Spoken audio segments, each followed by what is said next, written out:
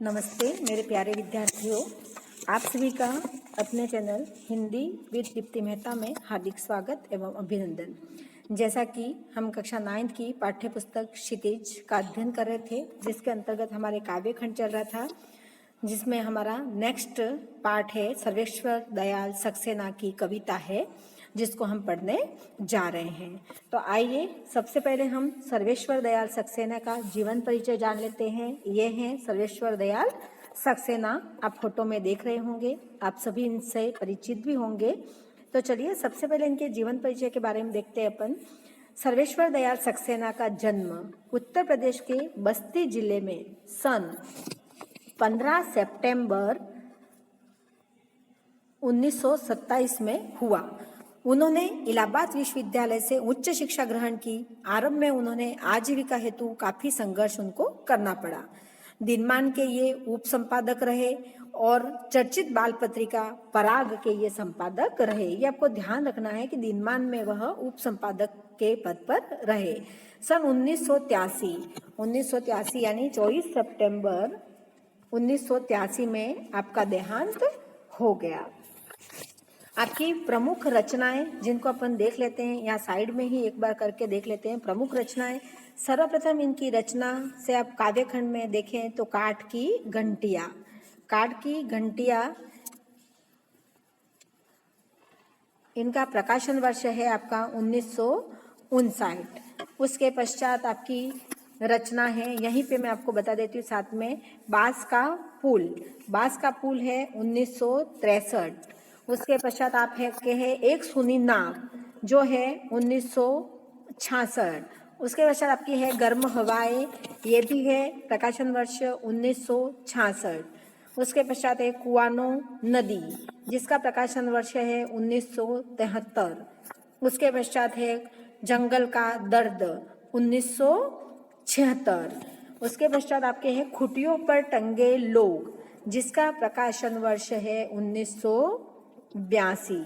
खुटियों पे टंगे लोग इस साहित्यिक कृति पर इनको साहित्य अकादमी पुरस्कार 1983 में प्राप्त हुआ था। ये आपको ध्यान में रखना है। खुटियों पर टंगे लोग साहित्य अकादमी पुरस्कार 1983 में इनको प्राप्त हुआ था। इसके पश्चात इनकी कुछ यात्रा वृत्तांत है। उस यात्रा वृत्तांत का नाम है कुछ रंग कुछ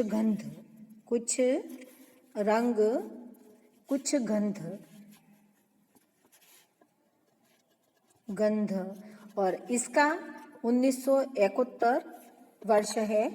उसके पश्चात इनका एक कहानी संकलन है अंधेरे पर अंधेरा।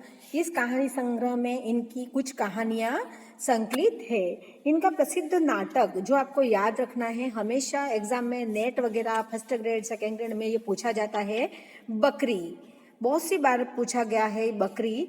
ये इनका प्रसिद्ध नाटक है जिनका प्रकाशन वर्ष है 1974। ये आपको बिल्कुल ध्यान रखना है, बकरी, ठीक है। उसके पश्चात इनके उपन्यास अपन देख लेते हैं। तो उनका उपन्यास उड़े हुए रंग, ये इनका उपन्यास है उड़े हुए रंग, ठीक है। उसके पश्चात सबके आपको प्रकाशन वर्ष याद नहीं करने, जिसका याद करना मैंने बता दिया है आपको। और 2 लघु उपन्यास है इनका, सोया हुआ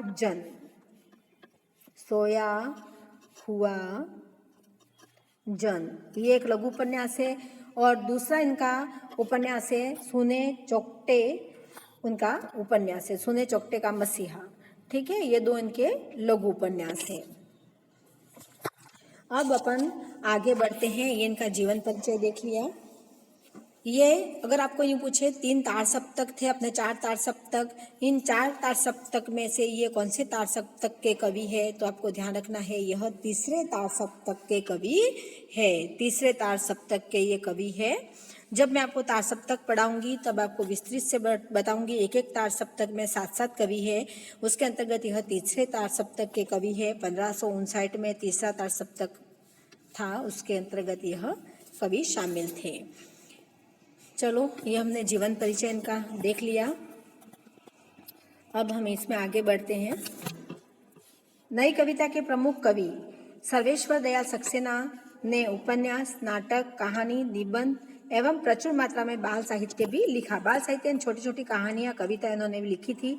दिनमान, जिनके ये उपसंपादक रहे थे, उनमें प्रकाशित चर्चे और चरखे स्तंभ के लिए सर्वेश्वर बहुत चर्चित रहे। ये बहुत सी बार पूछा गया कि चर्चे और चरखे है ना किनका है, तो यह सर्वेश्वर दयाल सक्सेना का है। किसमें छपा था? तो दिनमान में। उन्हें साहित्य अकादमी पुरस्कार से सम्मानित किया गया। कौन सी कृति पर साहित्य अकादमी पुरस्कार मिला? तो खुटियों पर टंगे लोग 1983 में उनको साहित्य अकादमी पुरस्कार प्राप्त हुआ था। सर्वेश्वर के काव्य में ग्रामीण संवेदना के साथ शहरी मध्यम वर्गीय जीवन बोध भी व्यक्त हुआ है। यह बोध उनके कथ्य में नहीं, भाषा में भी दिखाई देता है। सर्वेश्वर की भाषा सहज एवं लोक की महक लिए हुए है।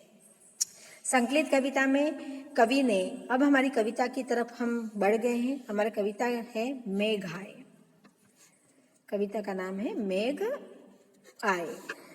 संकलित कविता में कवि ने मेघों के आने की तुलना सच कर आए प्रवासी अतिथि दामाद से की है। यहाँ पर मेघ की तुलना दामाद से की है, इसलिए हमारे यहाँ पर अलंकार होता है मानवीकरण अलंकार। ठीक है। ग्रामीण संस्कृति में दामाद के आने पर उल्लास का जो वातावरण बनता है, मेघों के आने का सजीव वर्णन करते हुए कवि ने उसी उल्लास को यहाँ पर दिखाया है। हमारी कविता देखा लेते हैं हम। मेघ आए, ये पिक्चर है। देखो, यह ऊपर मेघ बने हुए हैं, नीचे पीपल का पेड़ बना हुआ है। ये घर है, इसमें एक बालिका ये झांक रही है। बड़ा ही सुंदर दृश्य है ये। हमारी जो कविता है उसमें साधारण अर्थ बादलों से संबंधित है कि बादल आते हैं और वातावरण कैसा हो जाता है। और दूसरा जो हमारा अर्थ है वह हमारे दामाद से लिया गया कि जब गांव में शहर से दामाद आते हैं तो हमारा वातावरण कैसा, गांव का वातावरण कैसा हो जाता है। हम दो अर्थों में इसको देखेंगे। आइए अपन दोनों अर्थ, साधारण अर्थ पहले समझेंगे, फिर इसका जो दामाद से लिया गया अर्थ है उसको भी समझेंगे। मेघ आए बड़े बन ठन के सवर के, आगे आगे नाचती गाती बयार चली, दरवाजे खिड़कियां खुलने लगी गली गली, पाहुन जो आए हो गांव में शहर के, मेघ आए बड़े बन ठन के सवर के। मेघ मतलब बादल, बयार मतलब आप पता है आपको हवा होता है बयार, पाहुन मेहमान। देखो देखते हैं, मेघ आए बड़े बन ठन के सवर के। यहाँ कवि वर्णन कर रहा है कि बादल रूपी प्रवासी मेहमान बड़े सज धज कर आ गए हैं, और जैसे ही उन बादलों के आने की सूचना मिलती है तो हवा जो है उनके आगे नाचती गाती चलती रहती है। और जब हवा चलती है तो दरवाजे और खिड़कियां हर गली गली में खुलने लग जाती है। ऐसा लगता है जैसे गांव में शहर से कोई मेहमान, पाहुन मेहमान आ गया हो। मेघ आए बड़े बन ठन के सवर के। एक तो अर्थ ये हुआ। दूसरा हमारा ये होता है कि जब गांव में शहर से कोई दामाद आता है तो उन दामाद को देखने के लिए, मेहमान रूप में जब दामाद आते हैं तो उन दामाद को देखने के लिए गांव के सारे बंद दरवाजे और खिड़कियां खोल दी जाती है, ताकि घरों के लोग हैं वो उस मेहमान को देख सके और गांव का वातावरण आनंदित हो जाता है। देखो आगे, पेड़ झुक झांकने लगे गर्दन उचकाए, आंधी चली धूल भागी घाघरा उठाए, बाकी चितवन उठा नदी ठिठकी घूंघट सरके, मेघ आए बड़े बन ठन के सवर के।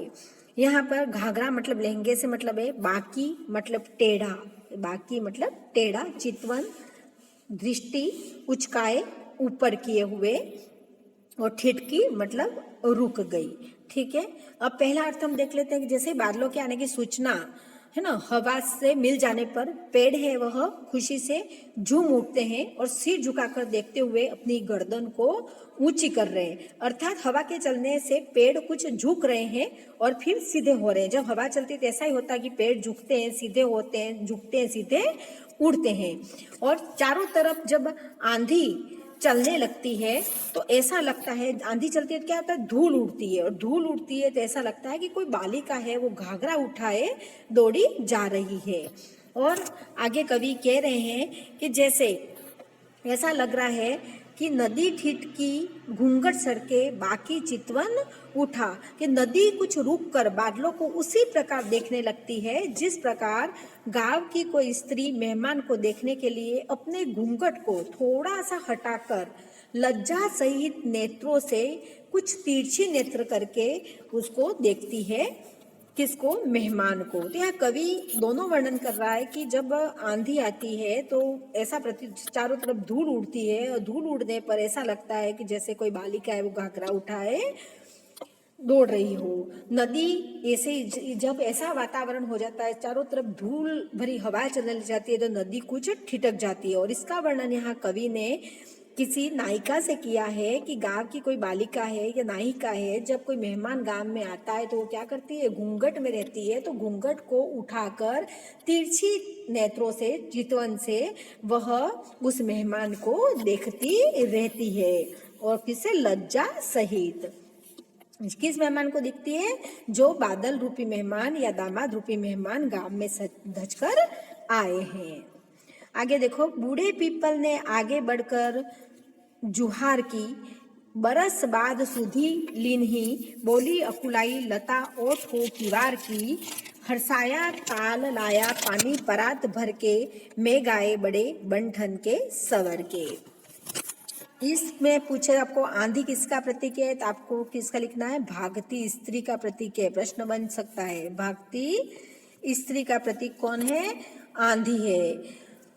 ठीक है, देखो यहाँ अर्थ जान लेते हैं अपने एक बार। जुहार, आपका एक शब्द आया जुहार। जुहार का मतलब है प्रणाम किया। बूढ़े पीपल से यहाँ मतलब है गांव के जो बूढ़े बुजुर्ग लोग होते हैं उनसे। ठीक है, अकुला यहाँ पे बरस बाद सुधी लिन्ही, बरस बाद सुधी लिन्ही का अर्थ है कि बहुत बरसों के बाद आपने गांव में सूद लेना, यानी भूल जाने के बाद याद करना, उसको कहते हैं।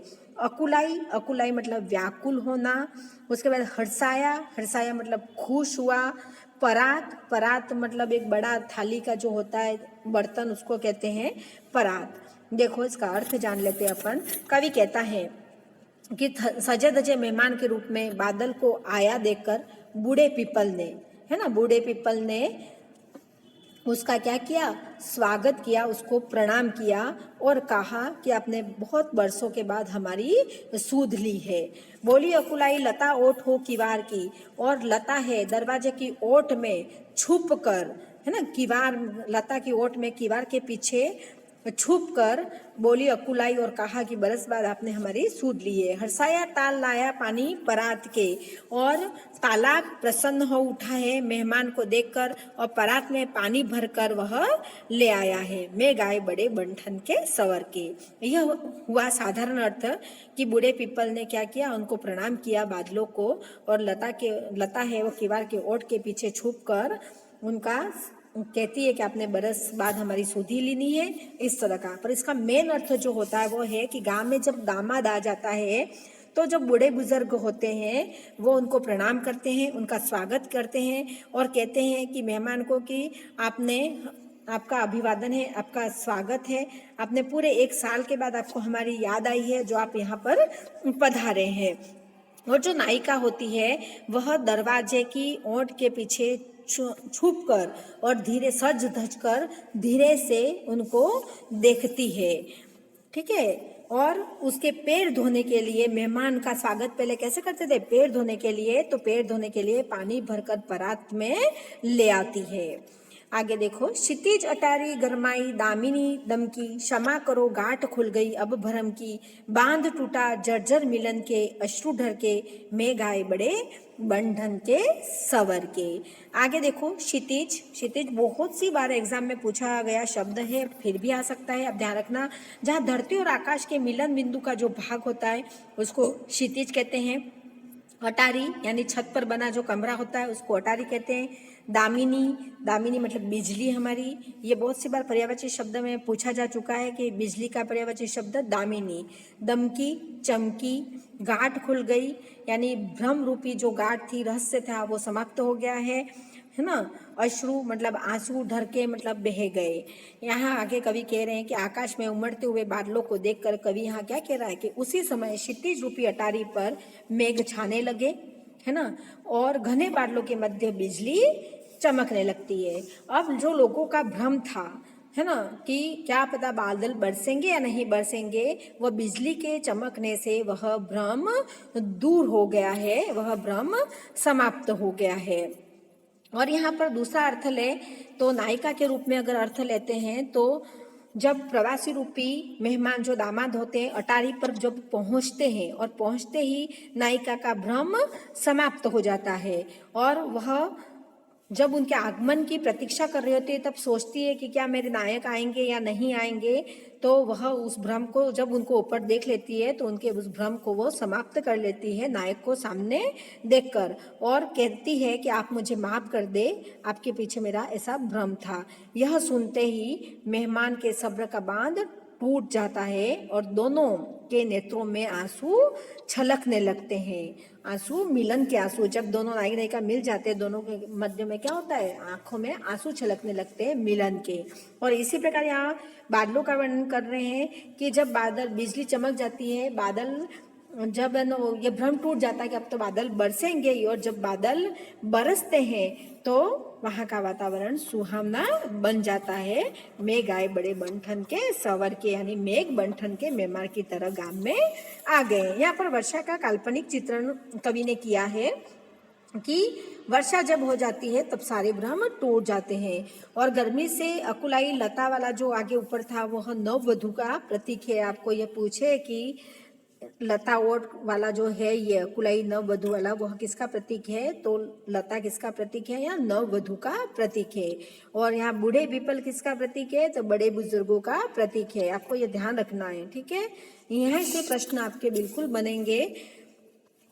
यहाँ पर आपकी ये कविता समाप्त होती है। बहुत ही शानदार कविता, दो अर्थों में समझनी है आपको। एक तो दामाद रूप में मेहमान जब गांव में आते हैं तो गांव का वातावरण बड़ा मनोरंजक हो जाता है, सुहावना हो जाता है, और किस प्रकार गांव की स्त्रियां छुप छुप के देखती है और किस प्रकार नायिका है उनके मिलन के लिए उत्साहित रहती है। दूसरा, बादल आने पर किस प्रकार गाँव में खुशी का वातावरण छा जाता है। दोनों अर्थ यहाँ पे हैं। आपको साथ साथ में मैंने शब्दार्थ बता दिए हैं, फिर भी बता देती हूँ आपको। देखिए आप, आगे आगे नाचती गाती बयार चली, यानी वर्षा के आगमन की खुशी में हवा बहने लगी और शहरी मेहमान के आगमन की खबर सारे गांव में तेजी से फैल गई। बांकी चितवन मतलब बागपन लिए, तिरछी नजर, नायिका तिरछी नजर से देखती है, लता की ओट में छुपी हुई, लता भी किवाड़ की ओट में छुपी हुई, दोनों अर्थ यहाँ है। जुहार करना, आदर के साथ झुककर नमस्कार करना, कौन कर रहा है, बूढ़ा पीपल। और दूसरे अर्थों में ले तो बड़े बुजुर्ग।